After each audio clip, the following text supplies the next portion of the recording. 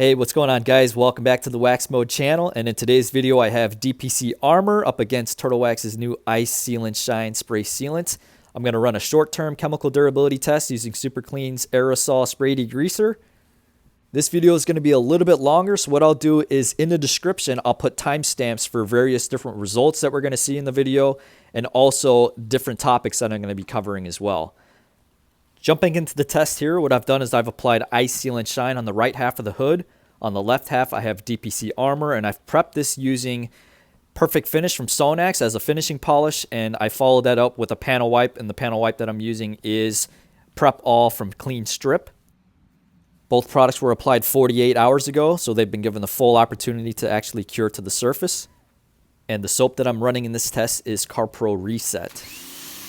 So I've been on an absolute quest with DPC Armor over the last couple of months, trying to wrap my hands around the product and its performance, and trying to see if would I use it on a regular basis? Does it match my preferences?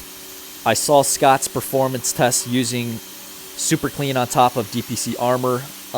This is going to be basically my response video to that. So I've selected Turtle Wax's Ice Sealant Shine because this is a product that really does showcase visible performance when it comes to chemical resistance.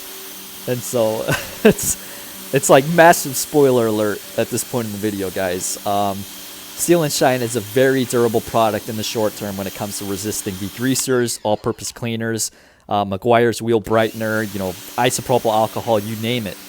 And it's also very resistant against Prep All, which is my panel wipe. And Prep All has been very effective at removing or knocking down a lot of different fresh waxes and sealants from the surface.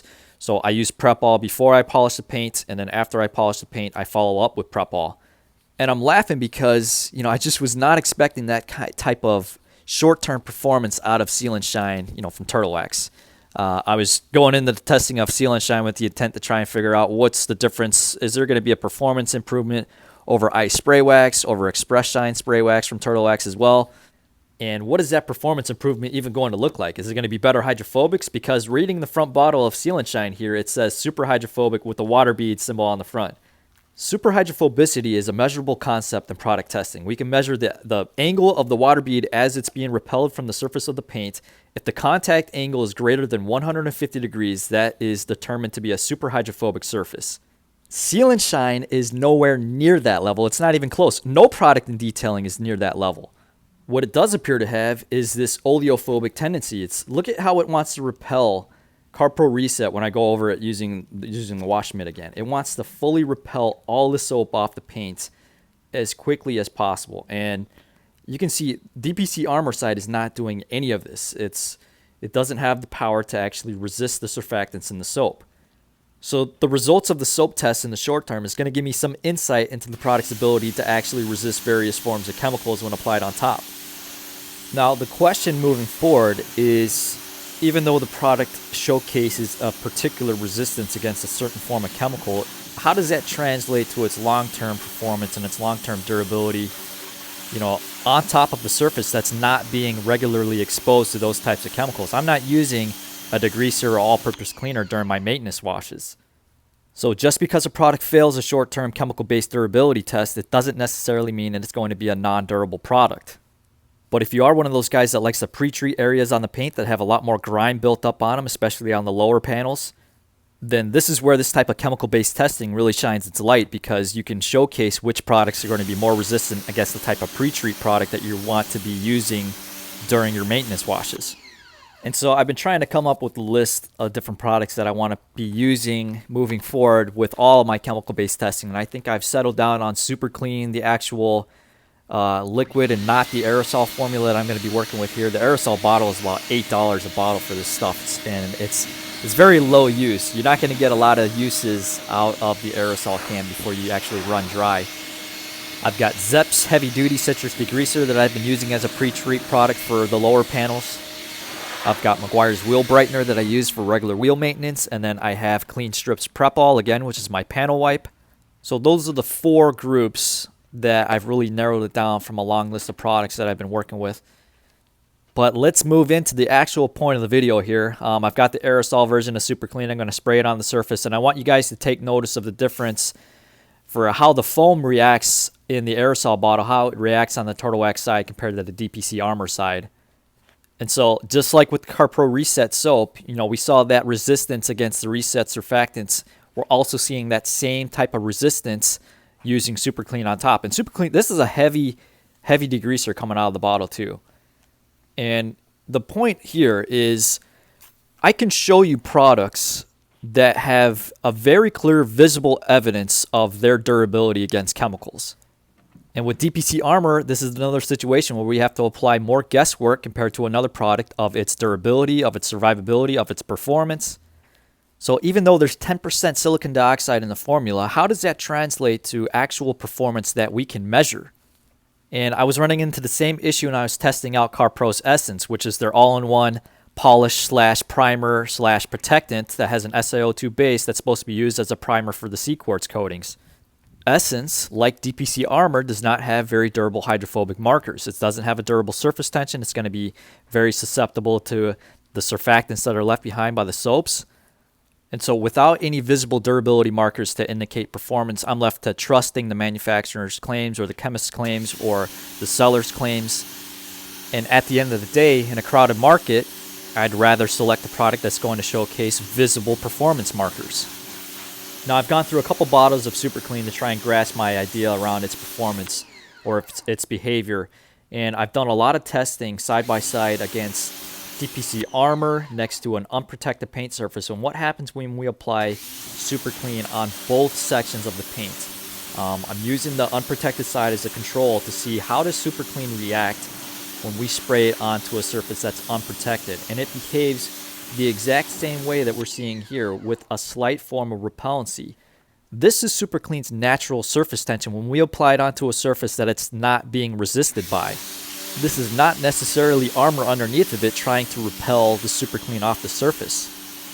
And I'll show you guys the results of that test after I finish up the testing here. I'm going to grab CarPro Reset, soap the panel down again, and then I'll do another rinse. And then what I'll do is I'll grab the drying towel and go over it, try and remove any residuals left behind by Super Clean in that fashion.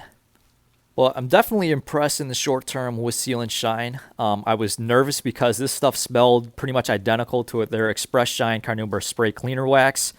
I'm not a huge fan of the smell, but I would have liked for them to have changed up the scent if they could have. I know that this is supposed to be a combination of Carnauba wax mixed in, with the synthetic sealant. This stuff is heavy too. It does leave behind a heavy presence on the paint. That's one of the great things about DPC Armor is it does wipe off. It wipes in heavy at the initial wipe in, but as you continue to wipe it in and you flip the towel over, the DPC Armor gives you some crazy slickness, and it actually does wipe off pretty clean. But I'm not seeing anything crazy like streaking happening on with Ice Seal and Shine. I'm going to keep working with it, and I'm going to run a lot of durability tests with this product. I want to see how it does on top of coatings as well. With the oleophobic tendency of this, we do have coatings that behave the same way, that have the same sort of chemical resistance, same sort of soap repellency, surfactant repellency as we see with Seal and Shine. So this brings up another element to product testing. What kind of toppers can we really use on top of these coatings that is going to maintain that level of repellency, the original oleophobic tendency of the coating? And I also want to see if it's going to be able to maintain hydrophobicity of the coating as well. With this being as heavy as it is, I'm worried about this being able to cover up a lot of the crazy hydrophobics of the original coating that's underneath of it. So expect a lot more testing of Seal and Shine coming up in the future. I've already done a lot of testing of it compared to Ice Spray Wax, compared to the Express Shine Spray Wax, and also the new Black Ice Polish product. I've been doing a couple tests with black polish. I really like it so far. It will stain your microfiber, so keep an eye out for that. But it doesn't have the same oleophobic tendencies as Seal and Shine does. But we're going to see if that translates to a longer durability cycle for the product. And checking Amazon right now, I'm seeing Seal and Shine listed for $5.99 a bottle, which is crazy because I think I spent $13 at Advance Auto when this first came out. But at $5.99 a bottle, this is worth checking out. If you guys check in the link in the description, I'll have it set up for Amazon that you can click and it'll send you right to the product page. But definitely impressed. Ice Seal and Shine, it's differentiated itself in the market right now, which is really crowded. We had a lot of products that came out this year that are really good that I like. Mother CMX, I'll have a video with that. That does not have an oleophobic tendency, not at the level of Sealant Shine. Meguiar's Hybrid Ceramic Wax, I really love. Ice Sealant Shine does something that doesn't do. So we're going to see how this translates to its long-term durability. I'm going to be doing a lot more testing and closing out the testing with DPC Armor. Switching over to Ice Sealant Shine, we're going to take a deeper look at this to see what it shows us.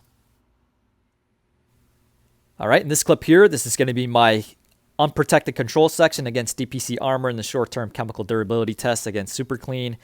I've reapplied DPC Armor to the left half of the hood. On the right half, I've left it unprotected, and I've polished it out using 3M's Perfected EX Ultrafine Finishing Polish. Followed up with Clean Strips Prep Ball as my panel wipe. And I'm running the same exact test as before. I'm going to use CarPro Reset as my soap. I'm going to go ahead and spray it down with Super Clean. And I want you guys to pay attention to just the similarities in the water behavior between both sections after we apply Super Clean on top. We're going to see that repellency on the unprotected side just the same as we see it on the DPC Armor side. So this showcases to me that DPC Armor is not the one that's responsible for any repellency after we apply Super Clean on top necessarily. In my opinion and in my observation of the test, it's more of a result of Super Clean's own surface tension that it leaves behind on the surface of the paint. So this is where I'm going to leave you guys. I'm going to allow the test to play itself out. I'll have timestamps again in the description for you guys. But I'm pretty much out of stuff that, pretty much out of things that we need to discuss here. Everything was pretty much covered in the first test that I did against Sealant Shine. So I'm going to play some music, allow you guys to watch what you want to watch. I didn't want to cut anything in the video, obviously, because as if I cut something, then someone's going to say that I've done something differently, or I've applied something on top, or I've polished the section out, and I didn't want any of that nonsense going on. So I'm going to allow this video to play out, guys. Thanks for watching. If you have any comments or questions, leave them in the comment section below. I'll try and get to as many as I can, but definitely stay tuned for a lot more testing coming up. I'll see if I can ramp up the videos, push the videos out at a faster rate as I've been doing. It's been a while since I uploaded the last video, so I've got some durability tests coming up with the coatings that I've been running. Stay tuned for that. I still got to do the bead maker video. I've got a lot of stuff that I can talk about bead maker for, so I'll have a video of that. I'll have a video that showcases the durability between Top Coat F11 and DPC Armor. I've ran about a month durability test with these two products on the front test hood of the Honda, so stay tuned for that. But as always, guys, thanks for watching. Stay tuned for more.